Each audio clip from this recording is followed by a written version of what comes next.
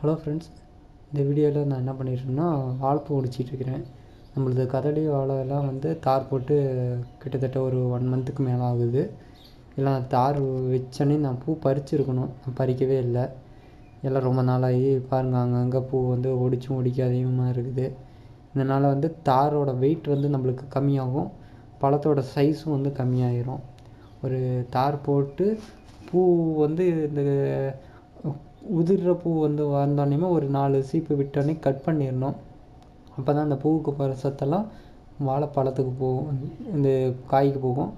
நம்மளுக்கு கொஞ்சம் பழம் நல்லா பெருசு பெருசாக இருக்கும், வெயிட்டும் வரும். ரொம்ப நம்மளுக்கு வேலை அதிகமாக இருக்கிறனால அதெல்லாம் எதுவும் பண்ணலை. நம்ம இது இயற்கையாக தான் பண்ணிகிட்ருக்குறோம். இந்த தோட்டத்தில் இருக்கிறது எல்லாமே இயற்கையாக பண்ணால் தான். உரம் குப்பை, மாட்டு எருவு, ஆட்டு எருவு இதை வச்சு வைக்கிறோம். கட்டை வைக்கும்போது ஸ்டார்டிங்கில் இந்த சூடோமோனாஸில் நினச்சி வச்சோம். அதுக்கப்புறம் ஒரு 1 மந்த்து கழித்து மைக்ரோராசியம், ஹியூமிக் ஆசிடு, அதுக்கப்புறம் போரானுக்காக எருக்கலை கரிசல் அது மட்டும் கலந்து கொஞ்சம் கொடுத்தோம்.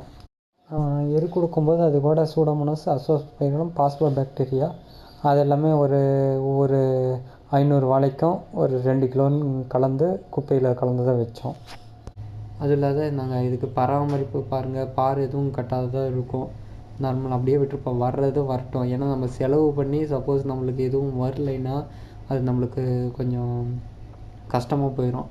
அதனால் நம்ம பராமரிப்பு கம்மியாகவும் அப்படி பண்ணும்போது நம்மளுக்கு வர லாபம் அதிகமாக இருக்கும். ஏன்னா நம்ம பராமரிக்க முட்டுக்கோழி அது இதுன்னு போடும்போது அதிகமாக செலவாகும்.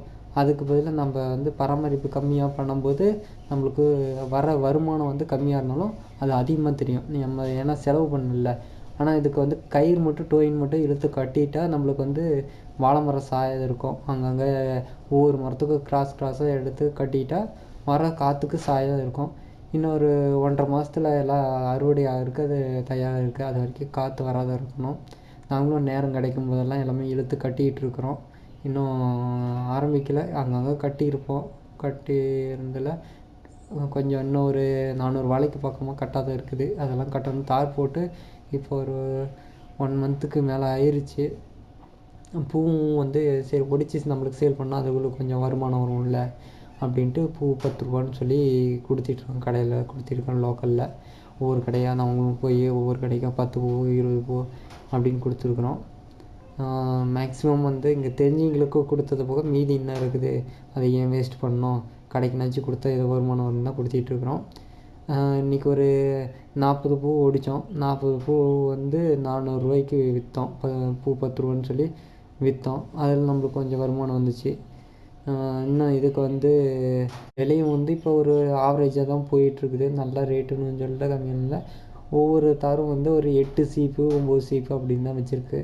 இது கதளி வாழை ஒரு 12 சீப்புக்கு பக்கமாக வைக்கும். நம்மளது கம்மியாக தான் இருக்குது. பார்ப்போம் எவ்வளோ ரேட்டுக்கு போகுது என்னென்னு பார்ப்போம். மொத்தம் இதில் ஒரு 1200 வாழை இருக்குது. அதுக்கு நம்ம எவ்வளோ செலவு பண்ணோம், அது உழவு ஓட்டுனது, கன்று வாங்கினது, அதெல்லாம் செலவு வாங்கினது போக மீதி நம்மளுக்கு எவ்வளோ ப்ராஃபிட் வந்திருக்குது என்னென்னு பார்ப்போம். நான் அது அடுத்த வீடியோ போடும்போது உங்களுக்கு சொல்கிறேன். Thank you friends.